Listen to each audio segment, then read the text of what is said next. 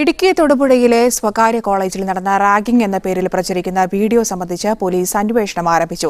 വിദ്യാർത്ഥികളെ ക്രൂരമായി മർദ്ദിക്കുന്ന ദൃശ്യങ്ങളാണ് നവമാധ്യമങ്ങളിൽ പ്രചരിക്കുന്നത്. സംഭവം പിറന്നാൾ ആഘോഷമായിരുന്നുവെന്നാണ് വിദ്യാർത്ഥികളുടെ അവകാശവാദം.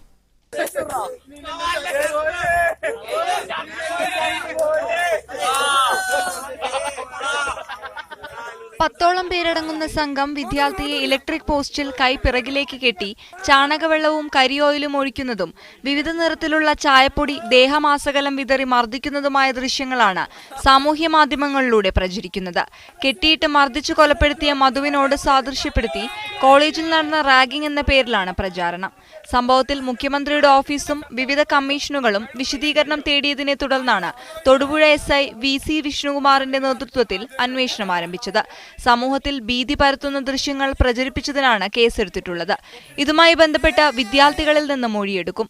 എന്നാൽ സംഭവം പിറന്നാൾ ആഘോഷമായിരുന്നെന്നും തനിക്ക് പരാതിയില്ലെന്നുമാണ് വിദ്യാർത്ഥിയുടെ പ്രതികരണം. കഴിഞ്ഞ ദിവസം എന്റെ ബർത്ത്ഡേ ആയിരുന്നു. അതിനകത്തും അവര് നല്ല രീതിയിൽ എന്നെ സൽക്കരിച്ചു. പിന്നെ ഇപ്പൊ ഇനി അടുത്ത ദിവസം ബർത്ത്ഡേ ഉണ്ടെങ്കിൽ ഞങ്ങൾ ഞങ്ങളുടേതായ രീതിയിൽ ആഘോഷിക്കും. അത് ഞങ്ങളുടെ ഒരു രീതി, ഞങ്ങൾക്കൊരു പ്രശ്നമല്ല. ക്യാമ്പസിലല്ല സംഭവം നടന്നതെന്നും ഇത് സംബന്ധിച്ച് പരാതി ലഭിച്ചിട്ടില്ലെന്നും കോളേജ് അധികൃതരും വ്യക്തമാക്കി. മീഡിയ 1 ഇടുക്കി.